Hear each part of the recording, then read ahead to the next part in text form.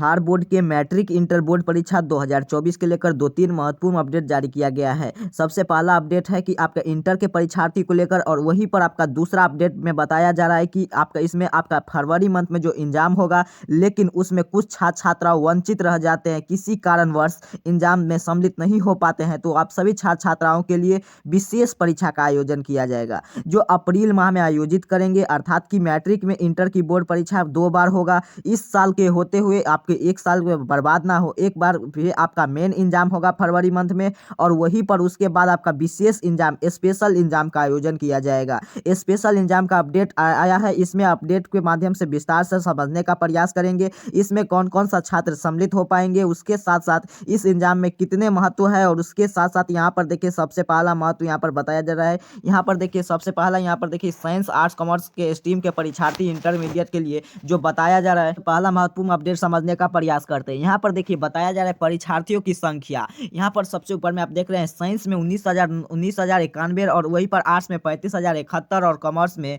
आपका 3,783 परीक्षार्थी सम्मिलित होंगे। आर्ट्स साइंस कॉमर्स तीनों स्ट्रीम का था। यहाँ पर देखिए फिर आगे की तरफ जानकारी दिया गया, जिला में 66 केंद्र पर होगी इंटरमीडिएट की परीक्षा। फिर आगे की तरफ जानकारी दिया गया है कि यहाँ पर देखिए जिला में 66 केंद्रों पर होगी इंटर की परीक्षा होगी। इनमें से 41 केंद्रों पर छात्राएं की परीक्षा देगी, और वहीं पर छात्र की संख्या 25 केंद्र बनाए गए हैं। किसी स्कूल कॉलेज के केंद्र कहाँ बनाए गए हैं, इसकी सूची जारी कर दिया गया है। यहाँ पर देखिए जिस स्कूल कॉलेज का सूची जारी किया गया है, वहाँ पर किस किस स्कूल कॉलेज में छात्र के लिए कितना केंद्र बनाए गए, वहीं पर छात्राओं के लिए यहाँ पर केंद्र बनाए गए, पूरे का यहाँ पर अपडेट जारी किया गया है। यहाँ पर देखिए बताया जा रहा है कि 41 केंद्रों पर छात्रों और 25 केंद्रों पर के लिए छात्र की संख्या के लिए बनाए गए हैं। फिर यहाँ पर देखिए 47 विद्यार्थी सम्मिलित होंगे वैकेशनल कोर्स से के परीक्षा में। वैकेशनल कोर्स का जो भी परीक्षा होता है उसमें 47 परीक्षार्थी शामिल होंगे। फिर यहाँ पर देखिए छात्र के लिए बनाए गए केंद्र है, यहाँ पर आपका बताया जाए जो भी छात्र के लिए बनाया गया केंद्र है। फिर वहीं पर आपका यहाँ पर छात्राओं के लिए बनाए गए केंद्र है,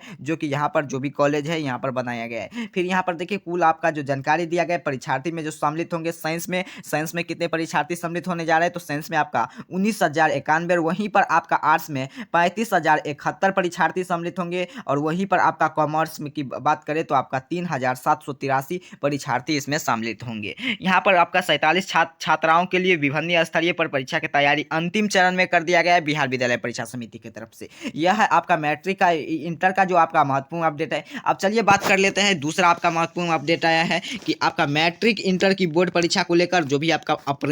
यहाँ पर देखिए बिहार विद्यालय परीक्षा समिति के द्वारा ऑफिशियल अपडेट जारी कर बताया जा रहा है कि वार्षिक माध्यमिक एवं इंटरमीडिएट परीक्षा, इंटरमीडिएट मतलब मैट्रिक और इंटर दोनों, इंटरमीडिएट परीक्षा 2024 के लेकर परीक्षा का फॉर्म भरने से वंचित विद्यार्थी को हित में बिहार विद्यालय परीक्षा समिति के द्वारा माध्यमिक एवं इंटरमीडिएट की विशेष परीक्षाओं के 2024 में आयोजित करने के संबंध में आवश्यक सूचना। फिर यहाँ पर देखिए आगे की तरफ बताया जा रहा है कि आगामी में वार्षिक एवं माध्यमिक एवं इंटरमीडिएट परीक्षाओं में 2024 में सम्मिलित होने के लिए जिन परीक्षार्थी का परीक्षा फॉर्म किसी कारणवश उनके शिक्षण संस्थाओं के द्वारा नहीं भरा जा सका, वैसे परीक्षार्थी को सूचित किया जाता है कि उनके लिए बिहार विद्यालय परीक्षा समिति की द्वारा माध्यमिक यानी कि मैट्रिक का एवं इंटरमीडिएट इंटर के विशेष परीक्षा में सम्मिलित होने के अवसर प्रदान किया जाएगा। फिर आगे की तरफ जानकारी दिया जा रहा है कि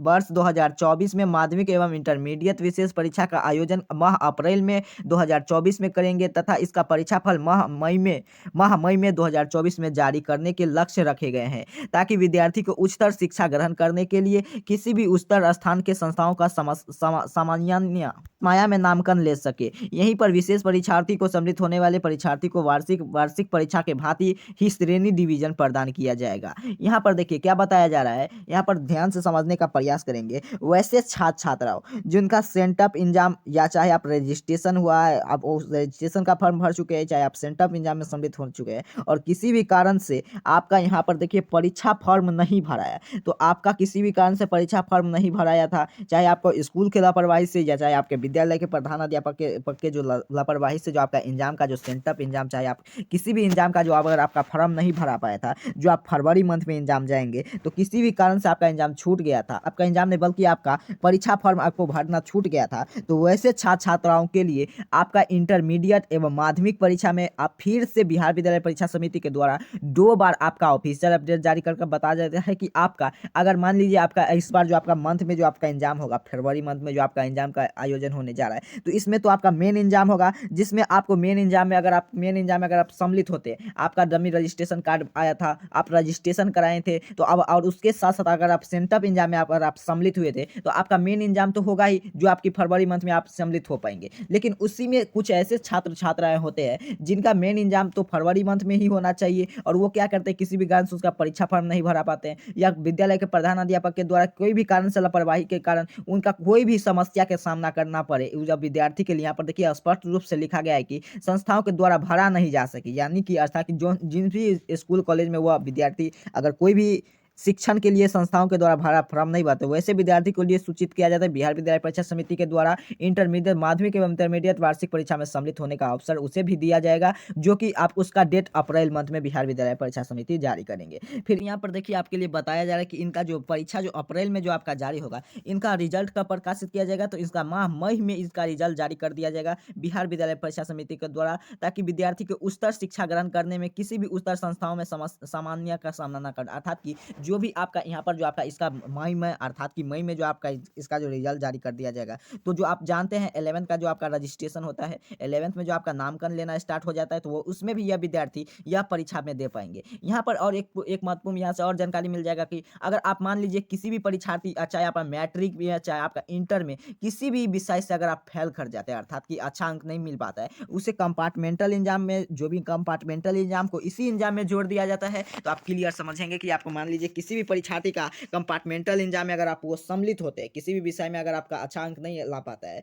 वो आप फेल कर जाते हैं, तो वह कंपार्टमेंटल विशेष परीक्षा में अगर आप सम्मिलित होंगे, तो आपको यहाँ से क्लियर समझ चुके हैं, आपका जो अगर कंपार्टमेंटल एग्जाम में किसी भी कारण से कोई भी परीक्षार्थी इसमें सम्मिलित होते हैं, तो आपका भी एग्जाम यही अप्रैल मंथ में आयोजित किया जाएगा बिहार विद्यालय परीक्षा समिति के द्वारा। यहाँ पर क्लियर साफ साफ लिखा गया है। और इसका रिजल्ट कब जारी किया जाएगा, तो इसका रिजल्ट आपका मई परीक्षा में, आप मई में मंथ में आपका इसका रिजल्ट जारी किया जाएगा। फिर आगे की तरफ इसका रिजल्ट किस रूप में जारी किया जाएगा, तो जो भी आपका जो जानते हैं आपका फर्स्ट टर्म अर्थात कि जो आपका मेन एग्जाम होगा, तो मेन एग्जाम में आपको बताया जाएगा फर्स्ट डिवीजन, सेकेंड डिवीजन, आपको उसके साथ साथ थर्ड डिवीजन, इसी प्रकार आपका जो रिजल्ट जारी होगा, तो इस एग्जाम में भी आपका रिजल्ट जारी होगा।